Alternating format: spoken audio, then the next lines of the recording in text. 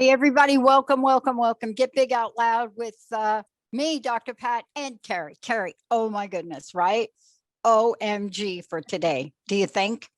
Yes, I'm so excited about the topic because I've been thinking about it so much. I got a lot of good responses from people around and talking about it, and I think it's just really important.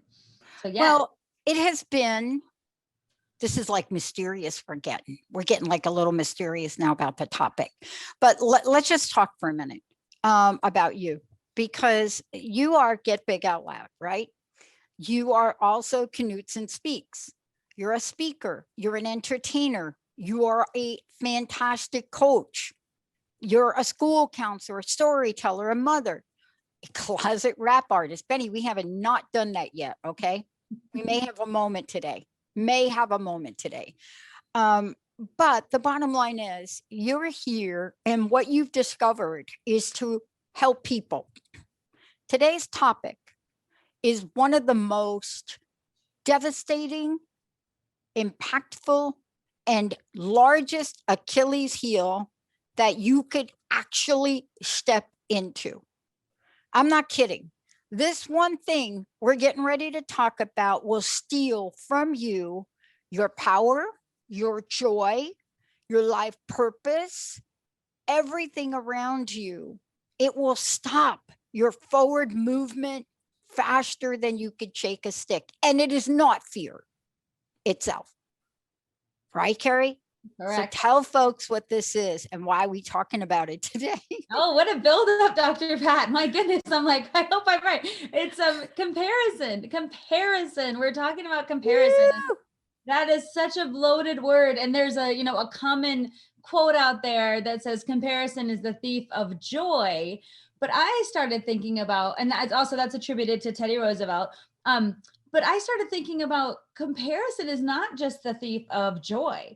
It's the thief of everything you just talked about, like your dreams, your feelings, your authenticity, your ability to show up for yourself. And so instead of saying comparison is the thief of joy, I just wanted to say comparison is a thief of so many things. And that's what I wanted to talk about today. Because like you said, I think it is our Achilles heel, especially of our adult lives, around like how we get to show up for ourselves and the dreams we get to pursue and who we get to be.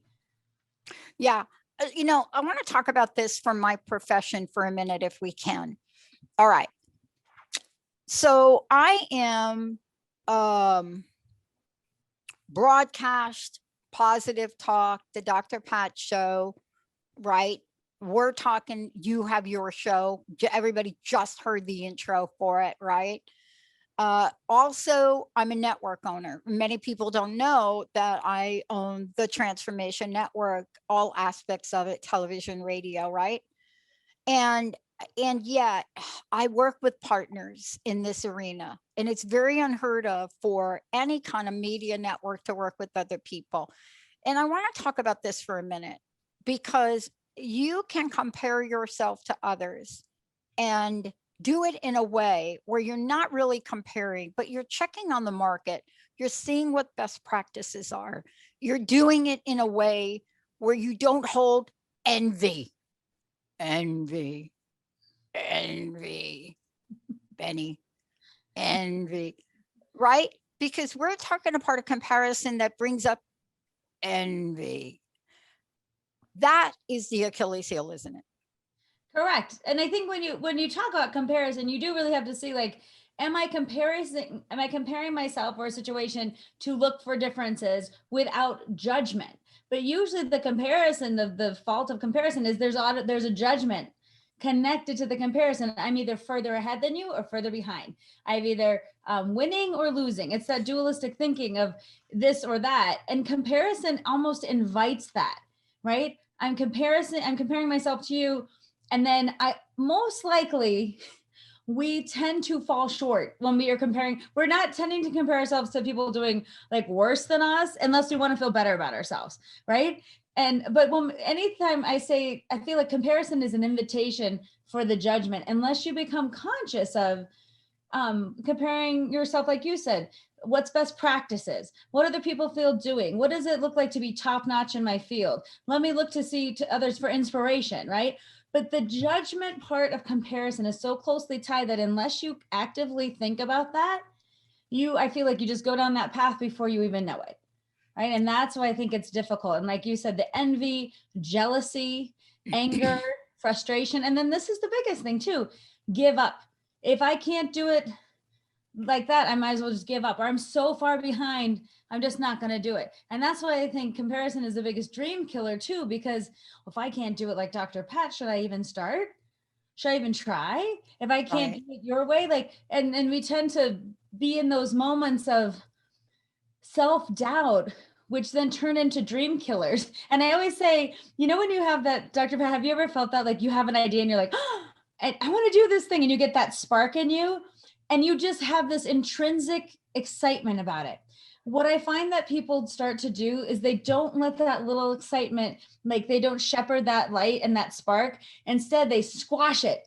Who am I to do that? I can never do that. Look how old I am, or how fat I am, or what little experience I have, or whatever.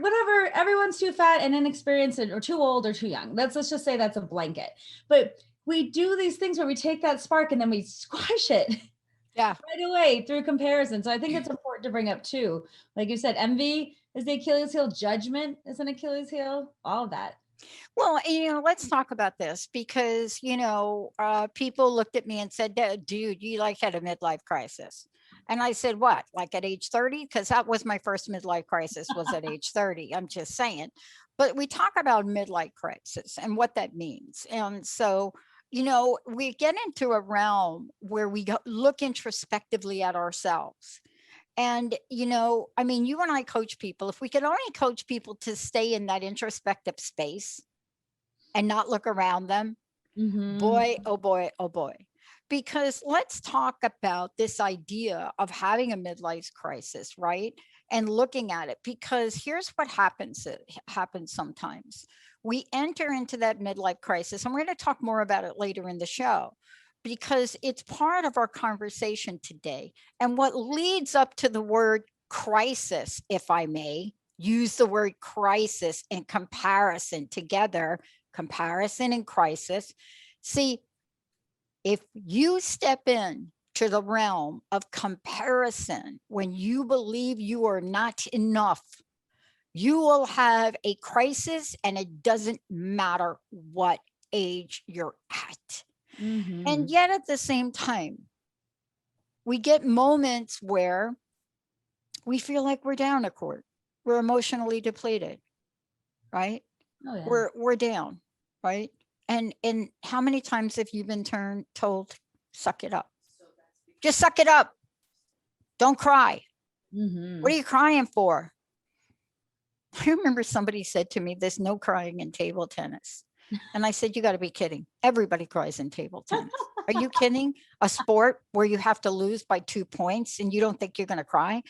But where do we get this idea of who we are and the judging part of ourselves that we tell ourselves? You're not enough. All of it. Yes. Well, that's the crux of it, Dr. Pat, the worthiness, right? Did you say crust? Did you say crust of it? The crux of it, but I know you do crust busters. Okay, right? I thought you were throwing that at me right there. Well, maybe that is the crust up around it, right? That's what we're talking about. Benny's going to get a jackhammer for us. Oh, I like it. Okay, I'm going to incorporate your theory and my theory. Okay, go ahead. The crust of it, the outer layer that keeps it all inside, is this idea too of like, I'm not worthy, right? And I think there's two parts to that. I'm not worthy, and one day when I do all the things I should do, then I will also get to do what I want to do. So there's two parts of it. First, we're not worthy, and so we're comparing ourselves, but then we have a lot of shoulds. Like, I better check all these boxes so I can either make society happy, my family happy, what my perceived idea of myself happy, what I should be doing as a 30-year-old, 40-year-old, 50-year-old, whatever it is, where we are on our timeline, right? The shoulds. Yeah, keep going and you might hit my age. Go ahead. Well, the shoulds and the worthiness. So they play into each other, right? Because at some point you have to think, I'm worthy of pursuing my dreams and goals, or I'm worthy of self-expression. in a certain way. Like I always have to laugh with you at table tennis because you bring it up, and I never known a table tennis person, right? But I envision you living in this world of fierce competitive. And remember one time you were sad because you of your knee, you couldn't play table tennis, and it was really hard for you. Yeah, I do remember. Like, I'm gonna have post-traumatic stress disorder now, Right. right? It's a legit thing for you, right? And table tennis isn't an active part of my life, but it's something that defines you in a way, right? It's part of what makes you you. And I love that you're not afraid to say like table tennis. And I'm going to get a shirt that says there's no crying in table tennis, right? Because I think it's interesting for my dad, his thing was square dancing, which is, so random, but he loved it. Right. And Yeah. I have another person in my life who loves to knit so much, like it's her passion and her joy, and like other people like to craft, other people like to garden, whatever your thing is that other people don't either respect, understand, or admire, but yet it is part of your lifeblood. It's part of what makes you you. But you are in a place, like if you just think about the table tennis thing, what if you felt like in your life someone said, that's stupid, Dr. Pat, table tennis? I mean, what about regular tennis, right? Or what about, or if you're, and also if you're not going to be the best at it, why do it at all? Like you want to be a radio host and be a public speaker and a coach and table tennis, you better commit everything and be 100%. Like again, the shoulds, the perceptions of what does table tennis mean to you? Well, it's yours alone to define, right? And you're Yeah. going to dedicate a part of your life, but we put those societal expectations, and sometimes I just don't think, can you just enjoy table tennis for what it means to you without having Yeah. the world Yeah. judgy, right? And you But can insert, anyone listening, you can insert whatever your thing is in there. Whatever. let's do that. Let's do that for people now. Let's walk them through this. Let's invite everybody right now. We're going to go to break, but I really want everybody to do this right now. Wow, am I going to cry over this? Look, we have had a tough year. You may have stepped away from those things you truly love. You may have looked around and have said, I can't do it. But it's a thing you love. And you're right, Kari. It could be anything. It could be cooking. It could be snowshoeing. It doesn't matter. But there is something that got in the way of that. Maybe you looked around and you said, Mary does it better than me. Or maybe you started to compare your life to another's and said, I can't retire because ... I'm never going to have the kind of retirement Joe had. Or maybe you're thinking to yourself, I've got this job and I just think about my friend Julie and she's got the most incredible job. And then you go down the rabbit hole with that. If I only could have, should have, would have, if I could only do that. And you notice I spent less than 17 seconds, and yet we're on a spiral down for one reason, Kari, what you said, comparison. Let's take a short break. When we come back, how do you then grab onto the ladder within that spiral and pull yourself up to find that you are powerful, powerful? When we come back, what does comparison in the form of rejection feel like, and what do we do about it? Stay tuned, everybody. You're listening to Get Big Out Loud. Kari Knutson joining me here today. I'm Dr. Pat. I get to hang out with her. When we come back, she's going to explain why comparison is a thief and what you can do with it. We'll be right back.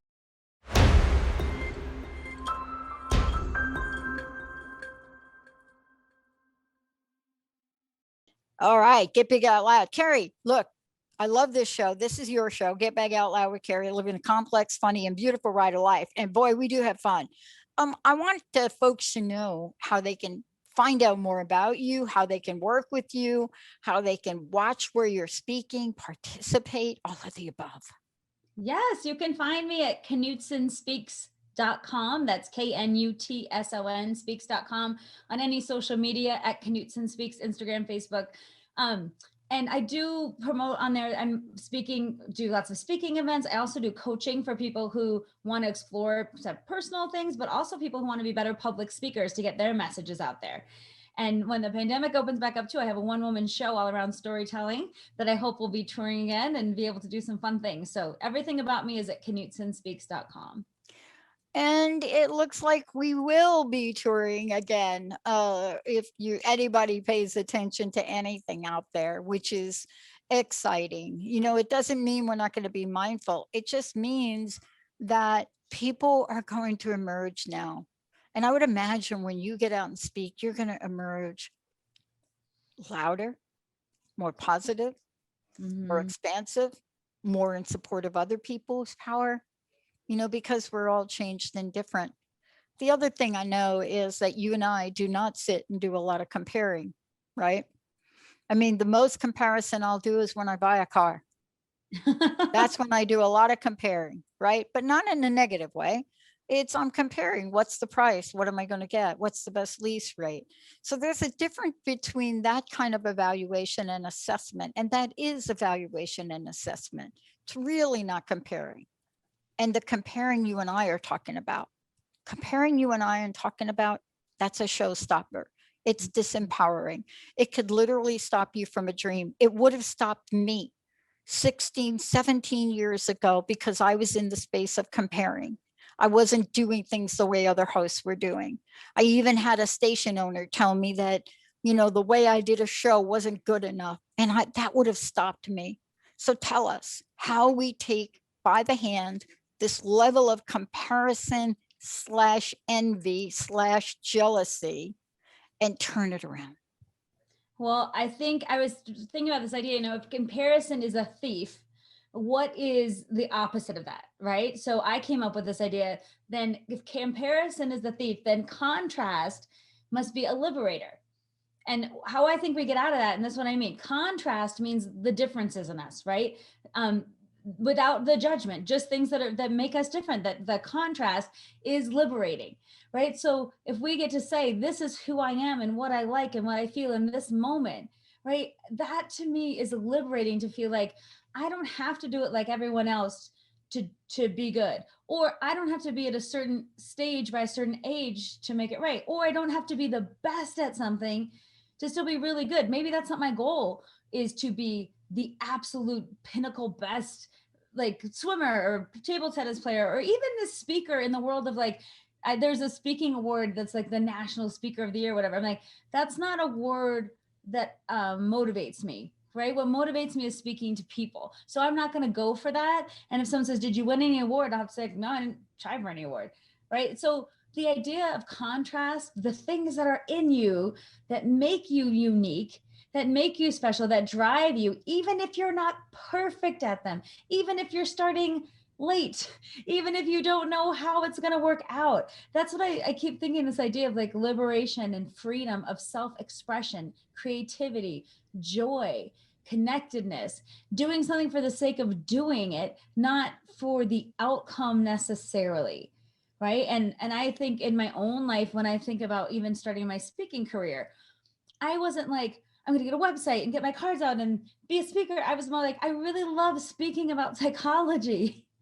How can I do that? And it's so interesting, because I just started with my staff at school, right? And then someone said, oh, you should speak at a conference. Then I tried to speak at a conference, and that grew, right? And then I had to be telling stories, and someone's like, you should do a show. So I did a show in someone's living room for 20 friends, right? And this has turned into, also when I got called to do this podcast, to this radio show, right? Sometimes you just say, I don't know how to do that, but let me say yes, let me try. What can it grow into if I keep creativity, hope, and open-mindedness alive? Yeah. Right?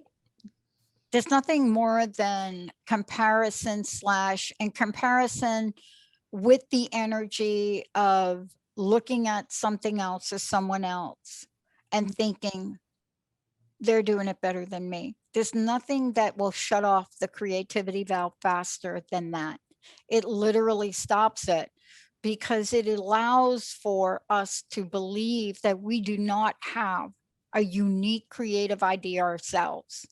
It steps into the realm of you're not good enough without even saying you're not good enough, right? Oh, I have a perfect story about this, Dr. Go Fat. for it. Go for it. Well, I was thinking, so I was on a call one time with a person who was talking about doing an EQ training, and my manager at the time was on the phone with it. So my agent manager person was on the phone, me and the client. And they said, we were talking about price and everything else like that. And the person was like, that's ridiculous. I mean, anybody can speak on IQ. Like anybody, we could find anyone to speak on IQ. And I thought that, you know what I said on the call, because it was a 3-way call and nobody could see. It's all on the phone. And I thought, he's right. I mean, there's so many EQ speakers.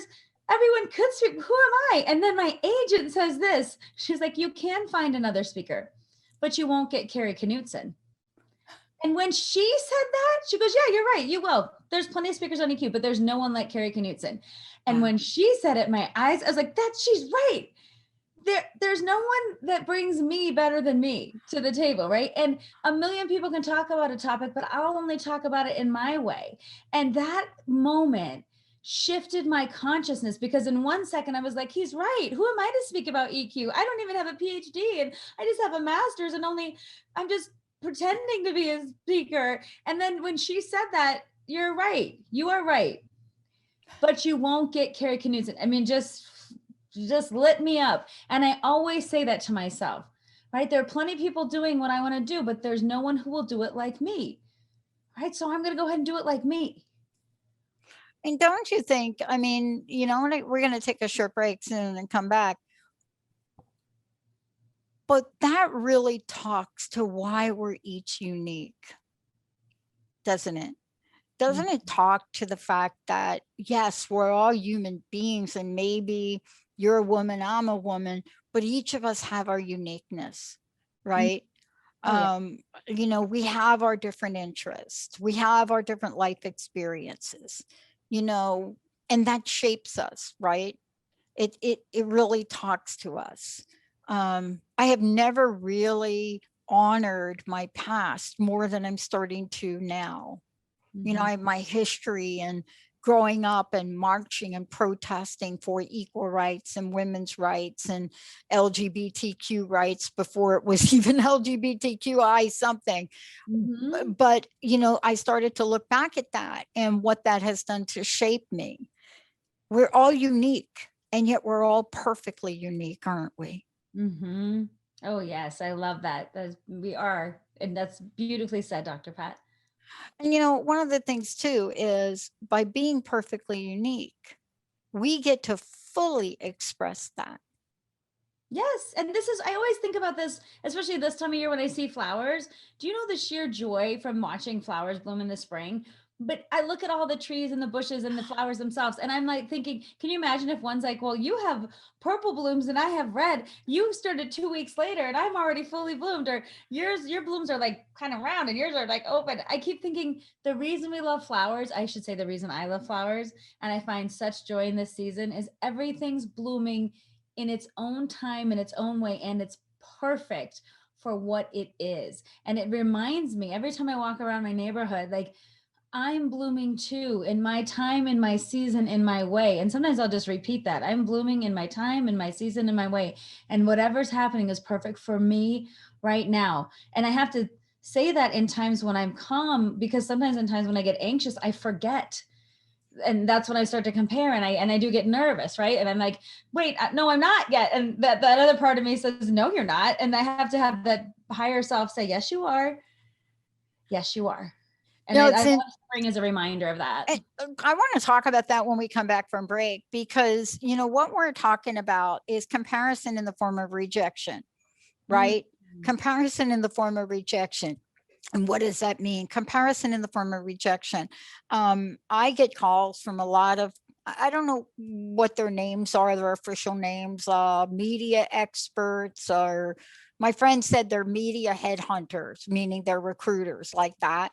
Right. And I get a lot of calls from them, and, almost every call, they're kind of disappointed. And, maybe one or two are not, but they want to talk to me about the network. And they want to ask me what market comparison I've done, meaning, market comparisons. You're launching something. Did you check what other people are doing? Did you look, like when you go to publish a book, you have to check the market. Sure. And they're always disappointed when I say, no, I didn't do that. I get my orders. They're divinely guided. When my orders come down and they're divinely guided, I just do it. I don't have to check the market. And they're highly critical of that. They want to know, didn't you compare it to this or didn't you compare it to that?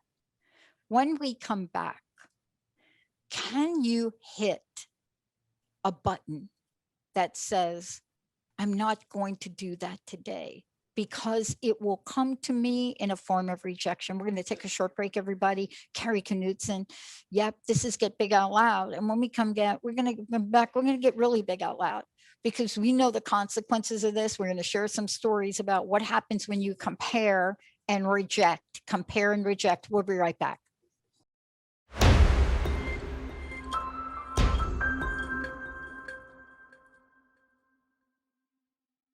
Hey, everybody, welcome back. It's so great to have all of you tune us in, turn us on. And by the way, you know, we are here by the grace of you know who, but also we have Benny and Olivia doing all the right things. Believe it's Olivia right today. And yeah, Olivia's at the helm, you know, so if you're watching us on Facebook, on our Facebook, as opposed to, and our YouTube, you know, that's Olivia and Jacob, they tag team.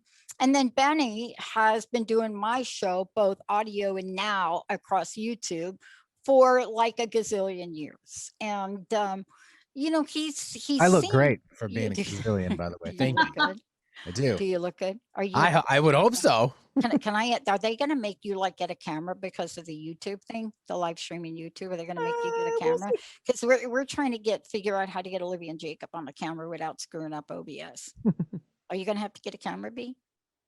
We already have a camera. We're actually using it otherwise. But we don't see your face. It's because it's doing something else. How How else can we see you, Pat? Oh my gosh. I Okay, know. I'm not multitasking, so I just want to Nope. say. But here's the thing, Kari, before we jump into this, we got some stories to tell. Before we jump into this is something you help people with because underneath this is emotional intelligence. It is the core. So during the break, you took a picture and I grabbed black or gray lipstick. I have never worn this before, but it was the only thing I could get my hands on for a picture. And so there it is. So everybody out there, if you're looking at the gray lipstick, maybe I didn't put it on enough. Olivia will tell me or Benny will tell me. I don't know. Can I wear gray? Wow. How does that compare to my gray or the gray that the ladies from En Vogue would wear? Am I going to make that comparison? Is it bothering me?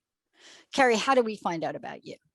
Well, you go to knutsonspeaks.com or any social media at Knutson Speaks, and it's KNUTSON. And what you're talking about is my main topic is emotional intelligence, but my entire business grew from one topic, talking about emotional intelligence. And then, like you said, that spread into like self-care, mindfulness, talking about this. I'm also talking about how dealing with difficult people or building better teams or so many things, but the root of everything I talk about is around emotional intelligence and how we can use it to positively impact our lives, whether that be through speaking or coaching or show or this radio show, right? Like all the things I'm doing. And I renamed my company from Knutson Consulting to Knutson Speaks because I want to speak about this. And that's what I feel like my gift in life is, to speak and to talk and to articulate these ideas. You know, this is the hot button. We're on the hot seat. Anybody out there struggling with comparing? Maybe it's just me and Kari. Maybe it's just us for a minute. But if you are, give us a call, 1-800-930-2819. Give us a call. Maybe you can get some help. I want to show you this sneaky little places it pops up. And you comment on it, Kari, right? All right. Yeah. Comparing myself. So here's the deal. You start out and you do a radio show and you really don't know what the heck you're doing. Not you personally. No, but that's true. But this is me 17 years ago. And I insisted I wanted to do positive talk. And I was told by people at Jones and other media companies that nobody's going to listen to positive talk. And they did an analysis and they did a comparison. And they said, in order for you to be successful, you need to be the angry Dr. Pat. Not the Dr. Ruth, Dr. Pat. You need to be the angry Dr. Pat. I forget who they gave me back then to that in comparison. They sent a media coach to sit down with me because they wanted to pick up my show on a major broadcast network. But they wanted me to be the angry Dr. Pat. They didn't want me to talk to you about this. They wanted me to come on and say something like, you know what, Kari, I don't agree with this. It's good to, whatever it was. Sure. And I did it for a week and I fired the guy. And I had to face and this was early on, this is like 05. And I had to decide, am I going to compare myself to all of those syndicated? I know what he said. He said, you could be the female Howard Stern. Now, I grew up listening to Howard. Okay. Did I want to become the female Howard Stern? Would I have to compare myself every day on air to whether or not I was being the female Howard Stern? Mm-hmm. And I had to make a conscious decision, but it stayed with me for about 6 months. See, can you talk to that? Can you talk to when we feel like we're rejected if we're not something that somebody else wants us to be? Like they compare us to that, right? Yeah, Go well, I for think it. rejection is so interesting because rejection can come externally or internally. So externally, if you feel rejected because you're not what you should be, right? You're comparing yourself to others, and then you might be rejected, and that reinforces that you're not good enough. So let's say you try to do something and someone says, who do you think you are to do that? Or like, it wasn't perfect, so it was all right. Or you get feedback like, that wasn't interesting, or I didn't like the way you painted that, or that wasn't cool, or why are you wasting your time? Any number of little comments, with small or big, right? That the outside rejection that happens when we put ourselves out there. So we cross our comfort zones to do something. Outside rejection is real, right? And we're faced with that a lot. But what I tend to think is more of a thing is then we internalize the rejection as a reason to say, see why I can't? And then we reject ourselves. We reject our own desires. That little spark that wanted to try something gets rejected. And I'll just say, here's an example of when we started doing this radio show, and I said, hey, I'm going to do a radio show. And someone said, do you even know how to do that? And I'm like, no, but I'm going to learn. And they're like, well, won't that compete with your speaking if you're on a network? I'm like, no, this network's really cool because they want to promote me and I want to promote them. It's a cross promotion. And it's like, are they going to steal your ideas? I'm like, no, I get to have my ideas and I talk with Dr. Pat. It's really cool. Like, but that kind of like, don't you think you should just stick to speaking? Like and also, who do you think you are to do a show? And then me saying, who do I think I am to do a show? Exactly. Right? Exactly. So I think external rejection, we can easily internalize it. And then it becomes a rejection of ourselves, but more so than that, our little dreams and hopes, those little tiny things that are actually what I feel is the lifeblood of people. What makes the difference between living and existing? It's the little sparks of energy, joy, love, creativity, delight, fun, excitement, right? When you let yourself be present. And I think part of us has to detach from what our minds naturally want to do, which is squish it because we're scared. And then we also have to, I call it shields up. Whenever I'm doing something big, I put shields up from outside criticism until I'm ready. Because I need thoughtful criticism and feedback, right? I've done so many things that people have given me feedback on that have helped me be better in all areas of my life. But before I do anything and accept anything, I say, whatever I do in the moment is the best I have with what I can right now. Yeah. And you have to preserve that self-preservation so you can keep your strength up. Because again, I think it's just the littlest flicker that you have to protect from outside and inside forces. Okay, I'm going to hit something that is really so insidious, so off-putting, so damaging to us personally. We've been talking about ourselves, focusing on the outside. I want to really go to what happens when we focus and compare ourselves from the inside. I want to talk to women, I don't know men. One of the most insidious comparison we do is around body image. Yes. Body image. It is not only a showstopper. We begin the body image thing at a very young age. It becomes cellular. it moves into almost every decision we'll make. I mean, I know I've learned to evolve. When I pick up a lipstick I've never worn before, I'm not even sure it's a lipstick. I don't know if it's an eyeliner, an eyeshadow. I don't know. I know I've evolved. When I pick it up, I look at it and it looks a little black and gray. Now I look like somebody from The Walking Dead today, but I get it and I put it on because we wanted a picture. So right there, having lipstick on to do a picture is embedded. It's ingrained in me. And we are not talking enough about comparison, rejection, and body image. Take it away. Yes, I love that you brought that up. And I do believe, especially for women, it is ingrained from a young age what I should look like, what I should weigh, what I should wear, what's acceptable. And then if you look at what we do to celebrities, I've never seen men compared as much as women with like what they wear on the red carpet or what they look like. Or you have a TV news anchor, a man could wear a jacket and the same tie all week and no one would comment. But a woman's outfit is always up for criticism and critique. And women themselves then are up for criticism and critique. They look this way, they don't look enough this way, they're too this, they're too that. And then we buy into this idea. And I totally struggle with this too. Like, am I good enough? Am I beautiful? Am I pretty?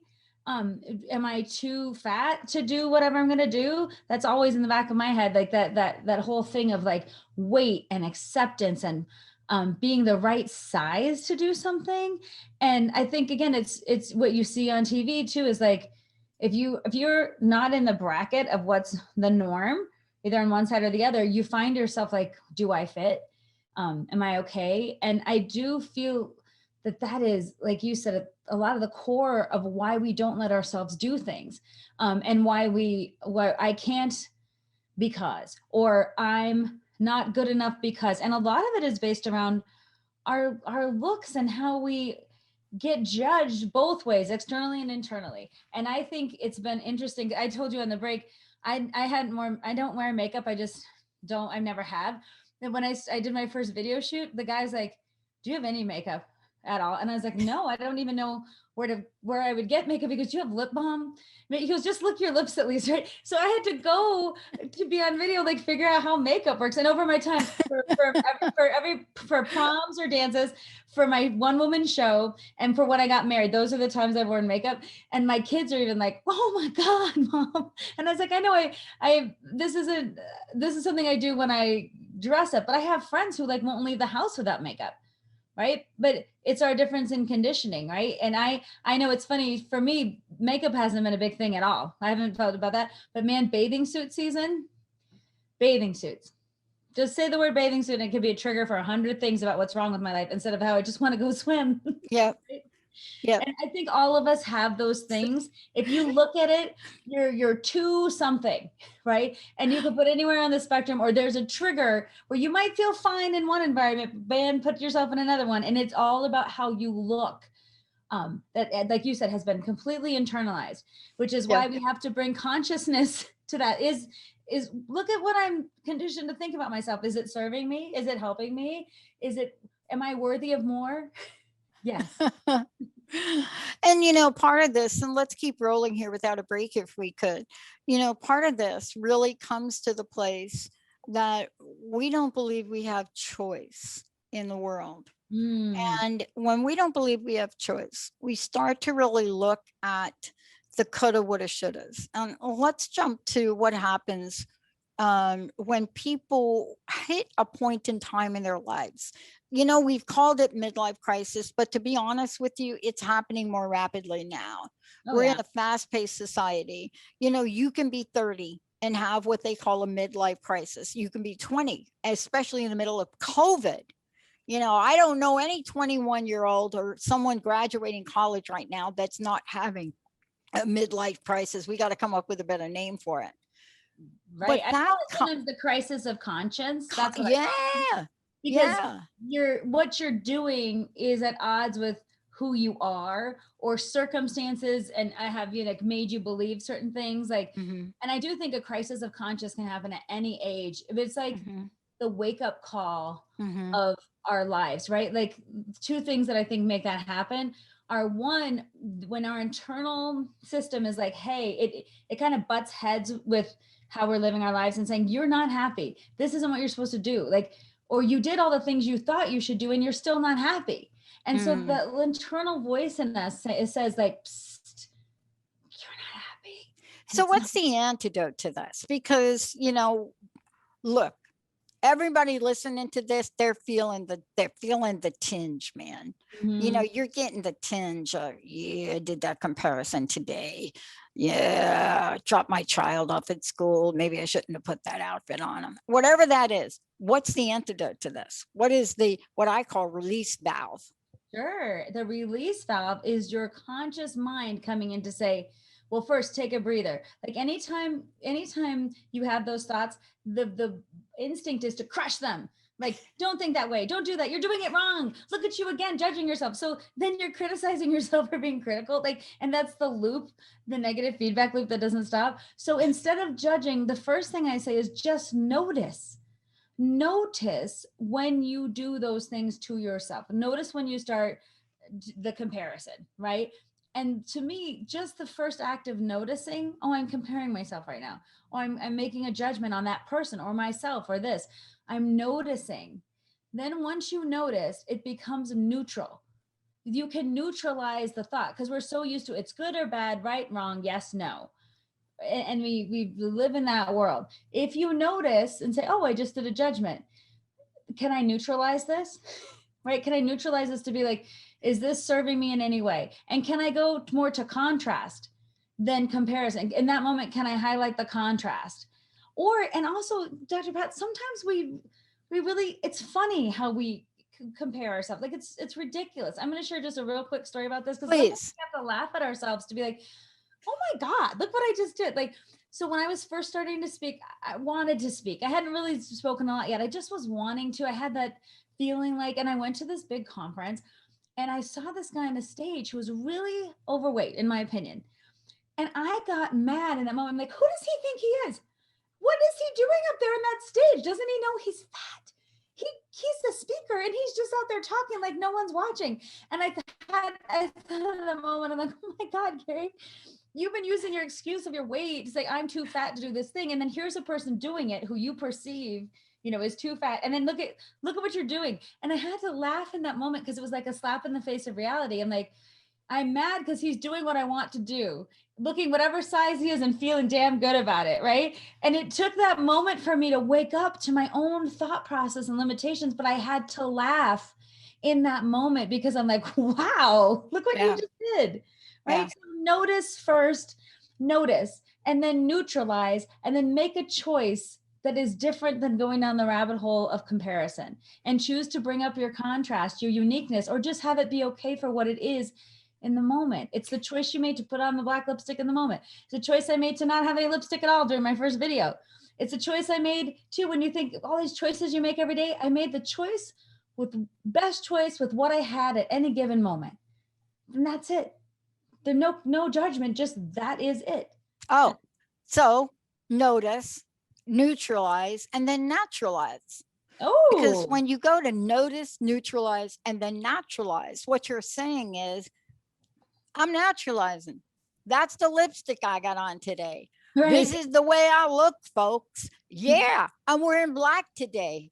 I don't know. Maybe because it's a day after Mother's Day. I don't know. Maybe it's because I felt like the black vibe today.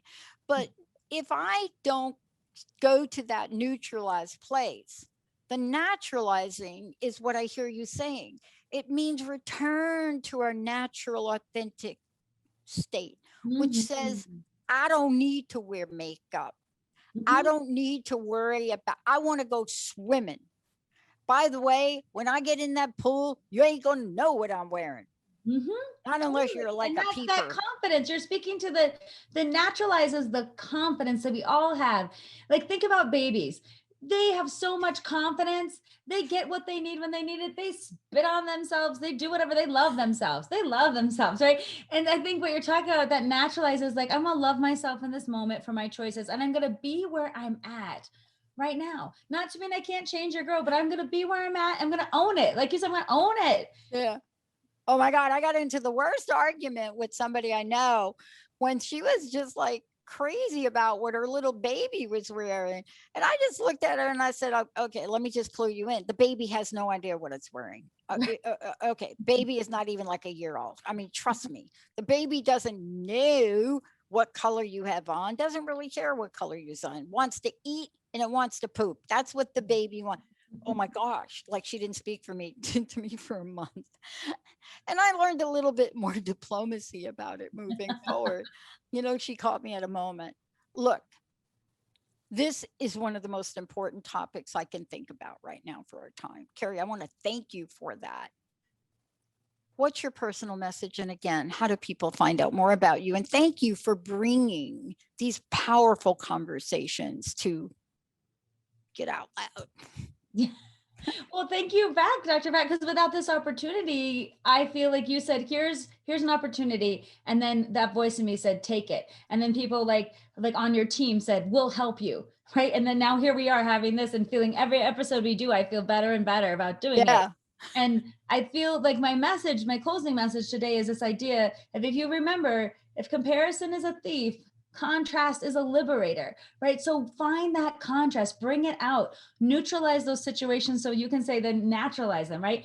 But bring consciousness to your thoughts. Get off of autopilot, even for a little bit. You don't have to do it all the time, but in those moments, especially those big critical moments, decide that you are going to step back from the action of responding to that rejection or feeling and just step back for a moment, right? You have so much power and the world needs what you want to put. The world needs table tennis people and square dancers and speakers and knitters, and gardeners. The world needs whatever talent you have, whatever way you want to express it, not because you want to get the medal or the award, because it needs to be expressed. Just like the flowers, they need to express, just like the trees blooming. It's time to express. So my end thing is, please do this in the spirit of the world needs your greatness, whatever that looks like for you. Please don't deny us your awesomeness. Kari Knutson, please, website. KnutsonSpeaks.com, KNUTSON speaks.com. You can find me on all social media channel and my website and get a hold of me that way. I love connecting with people. So if anything we said today moved you want to reach out, please connect with me. I'd love to hear from you.